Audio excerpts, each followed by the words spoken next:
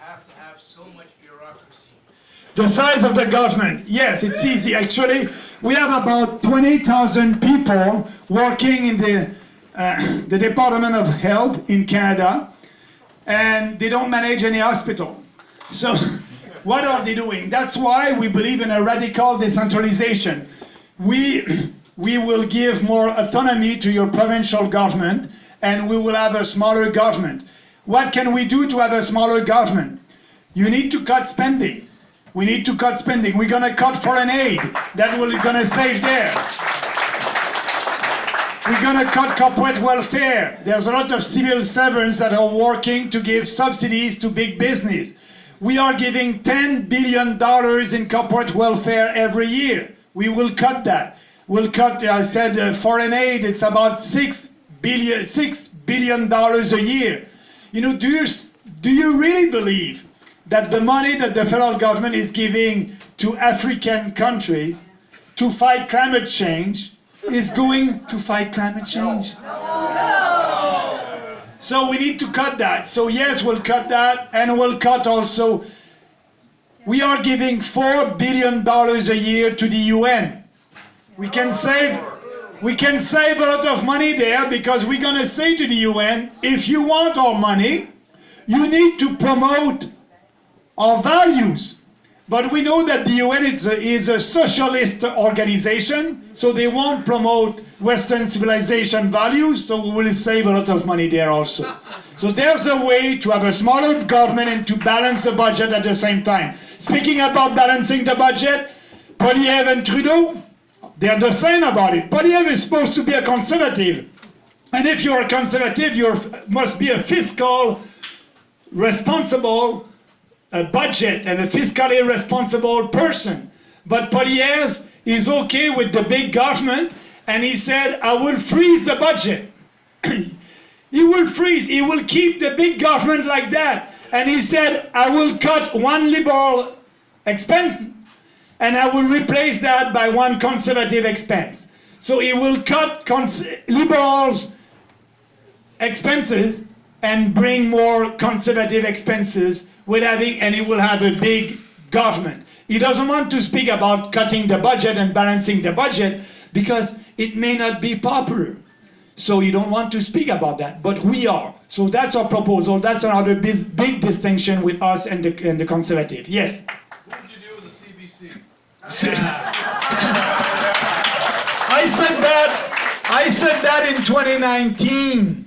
I said that we must cut all the funding to the CBC. And what will happen? What will happen? The CBC, maybe they will go bankrupt, I don't know. But if they don't want to go bankrupt, they will have to raise their own money with their viewers. So, and I believe that if they don't change, they won't have money from Canadians and they will go bankrupt, and that's okay. So yes. But we said that in 2019, and that's part of our platform, because we can save another $1.2 billion there. Yeah. Yeah. Would you cut the carbon tax and open up the pipelines? Yes. No carbon tax. Why? Because we will withdraw from the Paris Accord. So we won't have to follow their crazy goals to reduce green CO2 emission. So yes, we'll do that. And for pipelines, you're right. We are the only political party that is speaking about pipelines with a solution. The solution is to use the Constitution. As you know, we created that country with railroads all across the country. And we were able to build that because we use the Constitution. The section 9210 in the Constitution for national infrastructure, so a pipeline, it's national infrastructure are under the jurisdiction of the federal government. So if we want to have pipeline, the federal government must take full responsibility and must pass a legislation saying that this pipeline, and you name the pipeline in the law, this pipeline is for our national interest. when you are saying that in the law, you are using the Constitution, and the federal government will have full jurisdiction. So what I'm telling you, any province won't be able to stop the federal government because the federal government will have take that jurisdiction. So now why it's so difficult to build pipelines? Because provinces they are against that, they don't know. So you need to be able to impose a pipeline on Quebec and on BC by using the Constitution. And Poilievre won't speak about that because he doesn't want to say to Quebecers, you know, it's safer to transport oil and gas by pipelines than by train, like we had 6 years ago in Lac Mégantic, the big train. Yeah, thank you. So you need to explain that it's safer to transport oil and gas by pipelines than by train or trucks. So we need to do that. We need to explain that. But you know, it's more than a 5-second clips on TV, and Poilievre doesn't want to do that. So yes, for the pipeline, and we'll have the means to be sure that the federal government will be, the private sector will be able to build pipelines. I'd have a question right to that. I know pipelines are very popular, but isn't it that refineries would be much more to the benefit of Canadians? And there is almost no refineries in Canada. And what we're doing is we're pumping the oil somewhere else. Yeah, that's why we need pipelines. Actually, in New Brunswick, they are using oil coming from Saudi Arabia and other countries that doesn't respect human rights. So absolutely, when you have pipelines, they will be able to transform our oil and gas not in BC, in New Brunswick, using Canadians' natural resources. Actually, yes, we are not against the oil and gas industry. It's for us, you know, that industry, it's an industry like any other industries. So they must be able to create jobs and prosper. And, you know, for the environment, we have strong regulation. Actually, you know, with the technology of today, building a pipeline, we have a lot of pipelines. People don't know it, but in Montreal, for the Trudeau Airport, all the gas that is going for the airport, it's coming from the port of Montreal to the Trudeau Airport underground with an old pipeline underground under the city. Why? You know, we can build pipeline today that would be, I believe, more efficient and safer for the environment and the population. Yes. Max, I want to talk some numbers with you a little bit, if you could just expand on it. So, David touched on it in his first conversation. If we have a federal, when we have a federal election, there's 338 seats up for grabs. 170 gets a party of majority. And that's, I think, what we're all looking for. We all agree we want to get rid of Justin Trudeau and form a majority government that is going to represent us. Okay? So right now the standings are 160 seats for the Liberals, 119 seats for the Conservatives, 32 for the Bloc, 25 for the NDP, 2 for the Green, and none for the PPC. Yeah. I'm a numbers guy. Yeah. I used to own a business. Yeah. No matter how good my business was doing, my accountant would always be able to validate the reality of it was doing well or not. Yeah. The numbers indicate that you can't form any kind of an opposition or a government. You're right about it. I cannot form the government. I'll tell you, I won't be prime minister after the next election. You are right. But what we can do that they did in New Brunswick and in PI, with only 2 candidates coming from the populist party over there in New Brunswick 5 years ago. They were the official opposition, only with 2. They were able to be the official opposition, and they had the balance of power. Same thing in PR. So what I'm telling you, if we have 5, 6, or 7 or 10 candidates elected, we will be able to play a role. Look what is happening with the NDP. The NDP is not the official opposition. Just wait. The NDP is not the official opposition. The NDP is not in government, and we have a socialist government because of the NDP. So we can do the same thing on the right. Max, if you don't have just one more question on that. Look at, I like you. I supported you in 2017 in a big way. Okay. and I go to Winnipeg and vote for you if you ran for the party. It's not, I can't do that. But the point I'm making, Max, I like what you just said, but it's not realistic. The reason why the NDP is able to have some power is because 160 plus 25 is 185. That is a majority.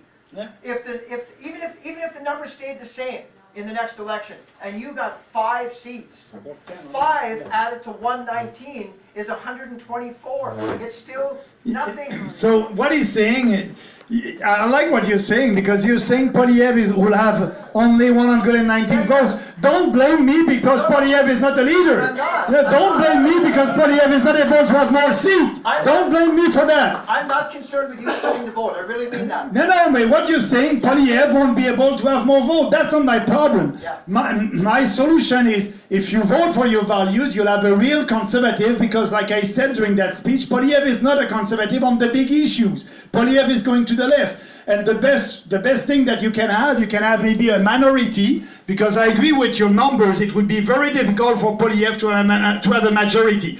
Polyev can be a minority government, and we may be able to play a role there. But it's not my fault if Polyev is not able to have more than 119 seats. That is problem.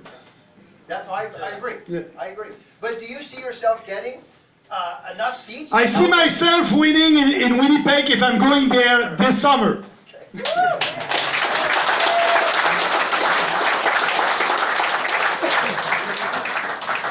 Our country is spending an absolute fortune on indigenous affairs. Have you got a policy as to maybe how we Max, can you repeat the question? Yeah, the question is about the indigenous affairs. We are spending a lot of money there. I don't remember how many billions, but you're right about it. Yes, we can do something. And actually, they want to be more autonomous, more independent. You know, they don't have any freedom on reserve. And what we want to do, we want to build a new relationship with the First Nations. A new one based on individual freedom, on property rights, on reserve. And we are the only party, Polyev won't do that, the only party that will abolish the Indian Act. The Indian Act is a racist act. There's no systemic racism in this country. There's no systemic racism in this country, but there's a racist act, the Indian Act, and we must abolish it, and we will, and they're ready to build that new relationship with us. They must be fully Canadian, Yes. and they are not right now. Yes. They deserve water. Yes. That's the Chiefs. How many of you people have faith in Maxime Bernier?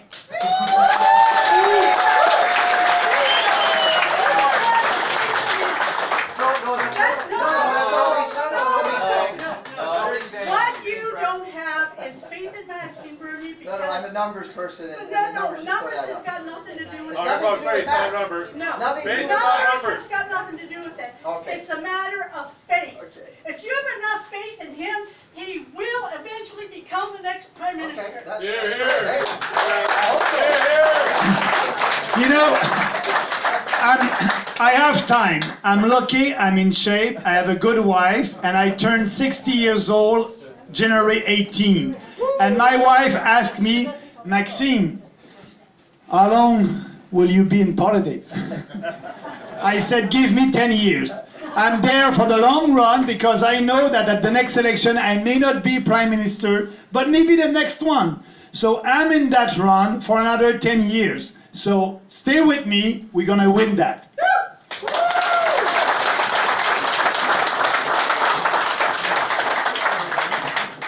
Are there any questions from the back? Yeah, from the back. Concerning central banks, the biggest evil on earth, I think, they cause all the wars and all the debt that they, do all the nonsense with. Would you consider a gold standard or a commodity basket? Actually, I spoke about it in 2008. I did a video on that. You can Google Bernier gold standard. And yes, that would be, it will happen. We're gonna start by a zero inflation target. Like that, the Bank of Canada won't be able to create money out of thin air and create inflation. But the goal is to have a real money based on something real like gold, like we had actually. In the 19th century, we had an international gold standard and everything was well. Now what is happening with the US dollar? It's going down because the Americans are creating money out of thin air. They're going in a big recession, and we will be in a recession also before the end of this year. And so other countries are looking for an alternative instead of the US dollar for international transactions, and that will have an impact on the US dollar and maybe on us. We are the only country with our central bank in the Western world, the only country with a central bank, and our central bank doesn't have any gold reserve. You know, all these other countries are buying golds because they know that maybe we are going to a kind of a gold standard in the future, and we are not. So yes, actually, that must be the solution, but let's start by a zero inflation target with the bank. Excuse me, Max. There's 6 empty seats up here, folks, from the back. Come and grab a seat. There's several seats up here if anyone wants to come up. Another question from the back? Yes? Where do you stand on, or are you familiar with UNDRIP, the UNDRIP Treaty? Oh yes, we won't sign that. We want it's our sovereignty. We don't want to give our sovereignty to the UN. That's it. Yes. I said the UN is a dysfunctional organization, and we don't want to participate in their socialist project. And second question, digital currency. No.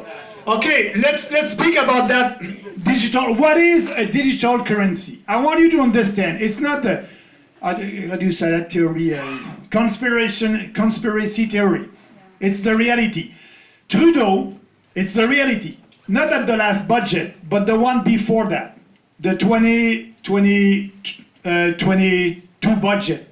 Trudeau gave $15 million to the Bank of Canada and to the Department of Finance to look for a new legislation that will bring a central bank digital currency. So that's a project. They're working on that right now in Canada. What is a digital central bank digital currency? It's simple. If somebody, I saw you, somebody tonight at the restaurant here, and maybe you pay with your credit card. And maybe you want to check in your credit card how much money you spend. You go on your bank account. You can do that tonight. You go on your bank account, you can see all your transactions. With your debit card, with your credit card, you know that you spend maybe $25 here and yesterday, and how much money you spend, and you have all that information with your bank account going online. That information is private between you and your banker. That's a private information. Your banker doesn't have the right to sell that information that you're spending the money there, and it's private, and it's very important for bankers. The relationship is between you and your banker. So what will happen if you have a central bank digital currency? That data, that information will be with the central bank, not with your bank anymore. The central bankers and the bureaucrats will be able to see all the transactions that you're doing. They will have access, like your bank today, of all your transactions. And so if they decide you're spending too much gas last month, and because of climate change, you won't be able to use your credit card or debit card to a gas station anymore. They can direct your behavior. That's against the privacy first, and they can use that to promote their policies. So the bankers and the politicians will have access to your private life. So we don't need that. They're saying we need a central bank digital currency to be more efficient. That would, no. You can pay with a debit card and a credit card or with your money. That's efficient. We don't need a central bank digital currency. The way to do that is to be able for governments to have more control over you. So how, what will be, I was a banker before. I worked 19 years in the private sector, in the financial sector. Contrary to Polyev, Polyev is a career politician. He was elected at 25 years old and he never had a real boss. But I was a director of a banking branch in Montreal. And that was the beginning when we had the ATM machine, when a couple of years ago, it was all new. So what we did as a bank, we had somebody there near the ATM machine to try to promote that and say to our clients, use the ATM machine, it's free, use it. And so we transfer our people there. That was a saving for the bank. And a couple of years later, oh no, it's $2 now for a transaction, it's $5, it's $6. So in the beginning it was free. That will be the same thing with the digital, central bank digital currency. What they're gonna do? The federal government will create a new program for you, like they did with during COVID-19. But to have access to that money, you will have to register with the central bank. And you receive that money coming from the central bank. And it will be free, and you receive money from the government under that program. So like that's the beginning. They're gonna do that like that. And after that, they will have all your data and information. We must fight that, and we will. We don't need that. And that's very dangerous for the privacy, and we'll have a bigger government that will be able to control our behavior, and that will be the beginning of the social credit like they have in China.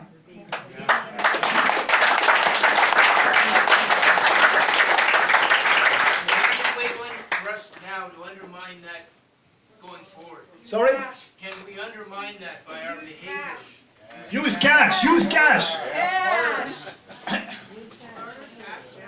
And also the same thing, a lot of our fellow Canadians didn't know the thing about that. Tell them, educate them about that, because you know the federal government will do polling and focus group, and if they can see that the majority of Canadians are in favor of that, they will jump on that and implement that as soon as possible. You need to educate other people. It's dangerous. It's all about your privacy. All about your privacy. So tell them, like I just told you, all the information that you can see with you in your bank account, on your bank website. It will be the same thing with the central bankers. I just want to know whether I paid in cash or I had a mortgage, or to just change my credit card address. Yeah, but yeah. So we must fight that. That's the most important. Yes. I was on the Bank of Canada site, and they said they have this central digital currency, but they're not going to implement it unless it's absolutely necessary. But they always say that. They will need, the question is about, yeah, but the Bank of Canada has something on their website, but they won't implement it. It's always like, unless they have a big crisis. They will create a crisis and they will implement it. To the digital currencies, originally, that was a private invention in the order to effectuate financial transactions independently from any government or bank interference between people, between neighbors who don't happen to live next to each other. What is your question? No. What's your My question? question is, why are we talking about what the big banks want to impose on us once more, when everybody knows that they are just copycats of the real thing? And some people say the horse is out of that barn, because So the we'll let real- Mr. Bernier the real answer that digital question. currencies cannot be controlled by banks because they're decentralized. That is the key element in the original digital currencies. Now the question I All have right, to we're that, gonna let Yeah, Mr. what is the Bernier question? answer. What is the question? So, what is your position to that? And all of these ways of trading or exchanging value with each other that we have been mentioning, and thank you for that, are they not vulnerable to somebody turning off the switch? What happens in a power outage? But just take what happened with the Freedom Convoy. The federal government decided you gave to the Freedom Convoy, we're gonna freeze your account, you won't be able to have access to your money. That happened, the federal government did it, and with the central bank digital currency, they will be able to do it. Speaking about transaction between people, you don't need a central bank digital currency. I can send money to you if I want, I just need your email, I will transfer money to you. we don't need that. I understand that they are thinking about that in Canada, in the US, at the World Economic Forum. That's their pet project. And you're saying, yeah, it would be very difficult to stop that. It may be difficult, but we need to fight for our rights and our privacy right now. Thanks.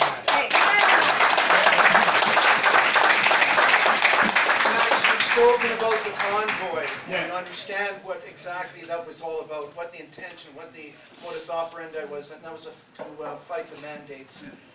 What will you do to be able to allow governments to be responsible to people rather than having people fearing government, as it seems to be moving in that direction right now? Yeah, the question is about the Freedom Convoy, about what happened to us during that time and what Trudeau did by invoking the Emergencies Act, and what can we do to, for sure that our rights will be respected. Actually, you know, we don't need to change our Constitution. I know that the federal government did not respect our Constitution, our Charter of Rights. That's, you know, we have a nice Constitution, we need to respect the Constitution. But the question is, why Trudeau was able to not respecting our Constitution? I'm going back to the beginning of my talk. It's because of the public opinion. He had the public opinion on his side because he had the majority on his side that were okay with invoking the Emergency Act. He did it, and he had the journalists on his side.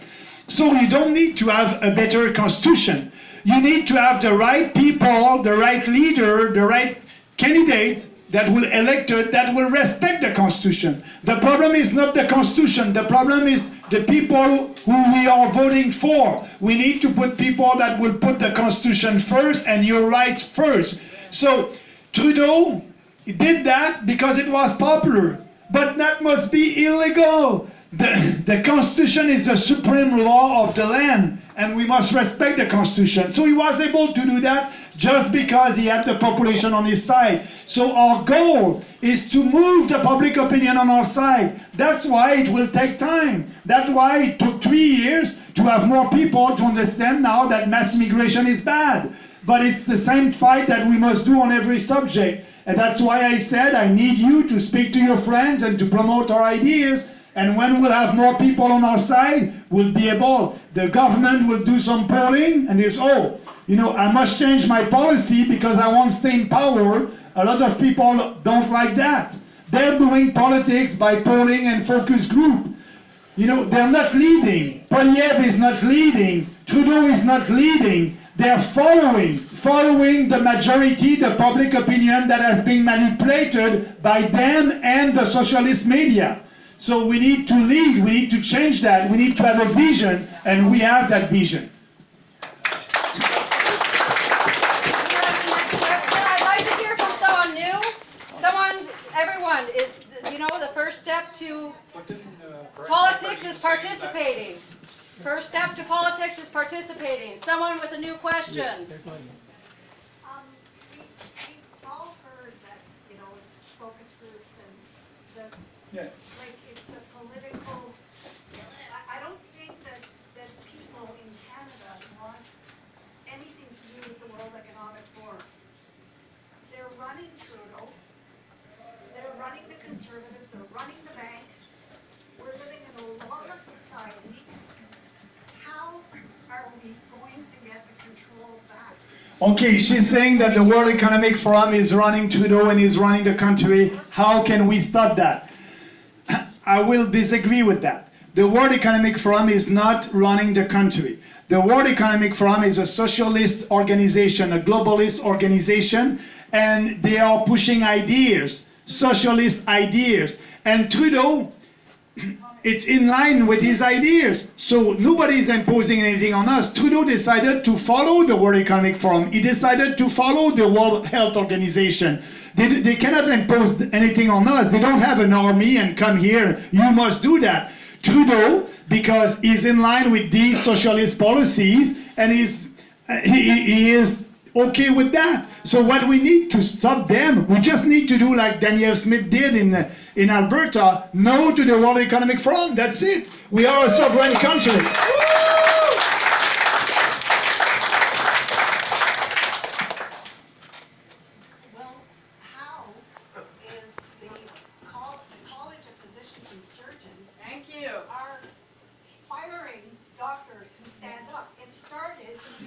1800s when the Rockefeller institution stopped it. This has been going on for 200 years. We are at the cusp of walking our freedom or walking down complete control.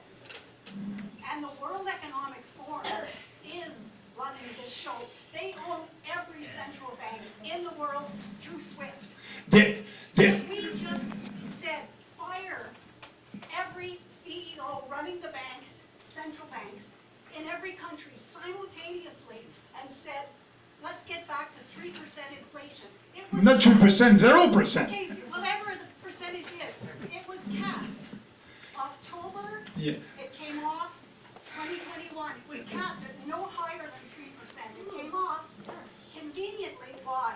Because they had a plan. Yeah, I agree with you. They had a plan, they want that, but tomorrow we can say to the Bank of Canada it's a 0% target. They cannot impose that on us. Can the Prime Minister of Canada fire the governor and get someone... Absolutely.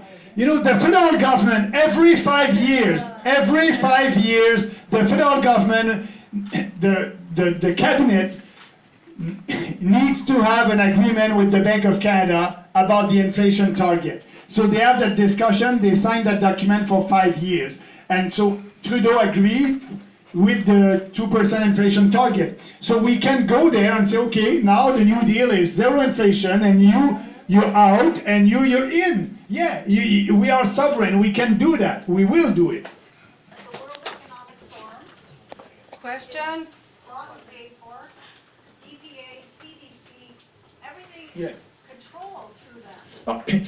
It's the same thing in our school boards. In your school board you have woke people, so what we need to do, you need to elect people that will be in line with your values. So that's the fight that you must do. Same thing with the College of Nurses. You know, they're elected, these people. So you need to have a fight and a battle there. That's why I'm saying freedom fighters, you must not fight only at the federal level with us. You must fight at the municipal level. You must fight in these colleges of doctors and nurses. You must fight at the school board. You must put the right people at the right place. That's a big challenge, but that's what we want to do.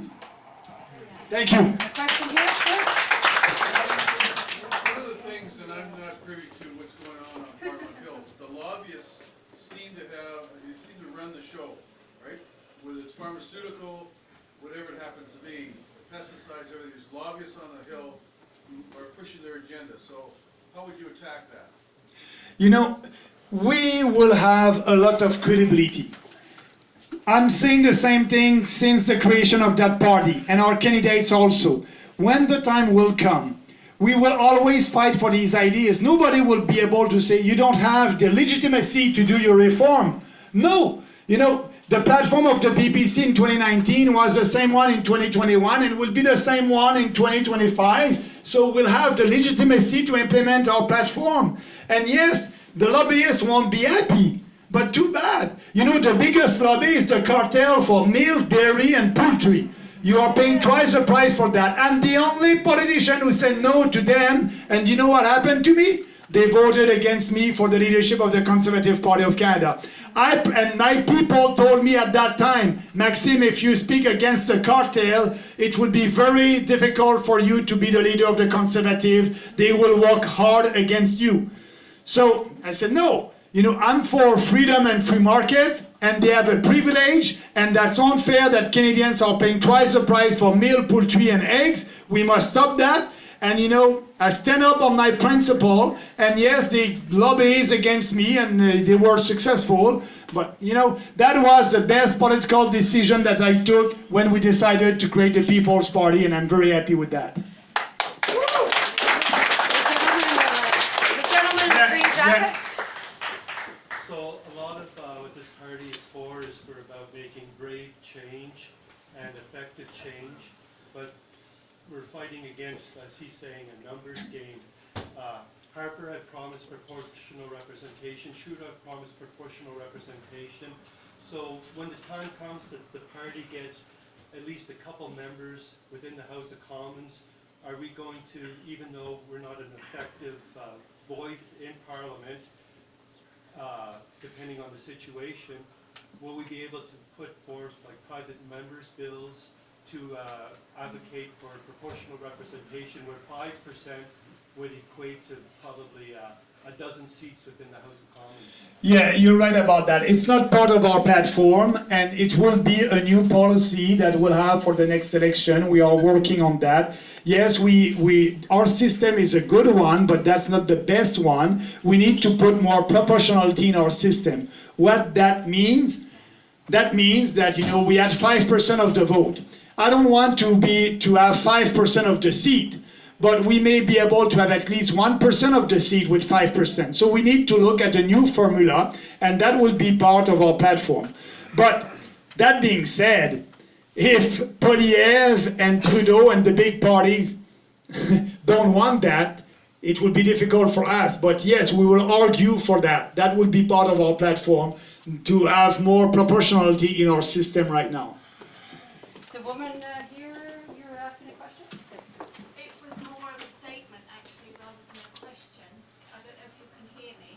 Yeah. I think as I believe myself to be just a normal businesswoman. I have a small business in between Peterborough and Pembroke. I work hard and I have done all of my life. And slowly, as time has gone on, my faith in the powers that be has diminished until it is now nothing. I started off, when I was a child, I would respect my school teacher, I would respect the policeman, I would respect any adult. And as time has gone on, I have found things have diminished. And now it's got to a stage where I don't trust my government, I don't trust the judiciary, I don't trust the school board. Like me.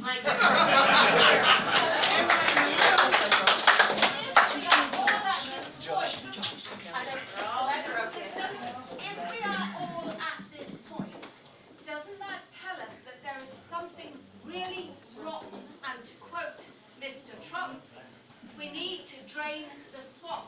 And this is almost worldwide, as you can most probably hear. I'm from the UK. I left the UK because of the mess that place was in. And I came to Canada quite refreshed. And now I'm sat here thinking, what happened?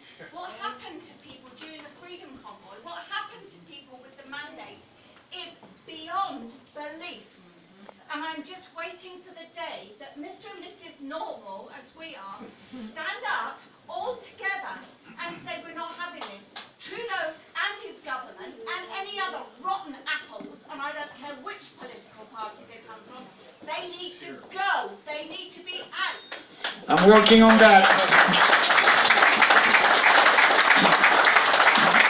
So that said, the time is running, and I want you, before ending, I will stay here with you and we can have other discussion. I want Josh to be with us a little bit. I don't know if you know that young guy.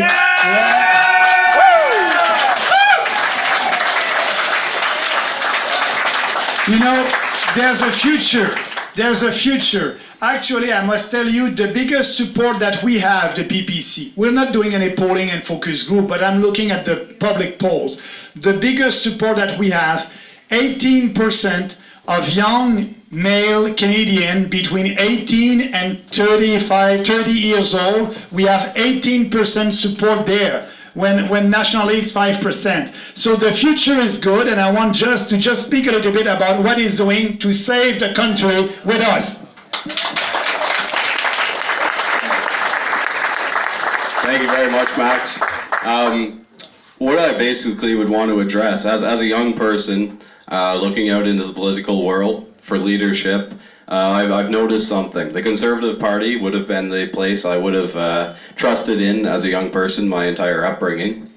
But as I've looked closer for it and actually needed leadership in the situation I've been fighting, I found that the leader of the Conservative Party, Pierre Poilievre, wishes to rule it, while Maxime Bernier here wishes to save it. And that's why... That's why here at Save Canada, we support Maxime Bernier. He reached out to us. The Conservative Party has also spoken with us, and they've been completely silent. They want to keep us on their side behind the scenes, and honestly, it's quite disgusting how little backbone they have. So I'm here, and I fully stand with Maxime Bernier. Keep up the good work. Thank you.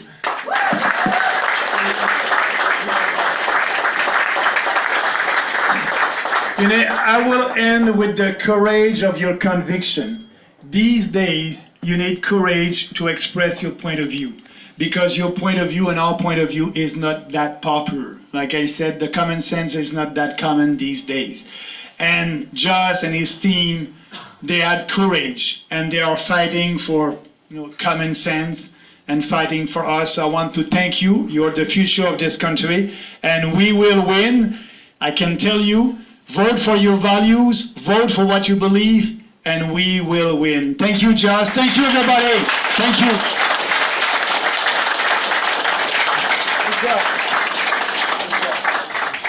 Thank you, Max.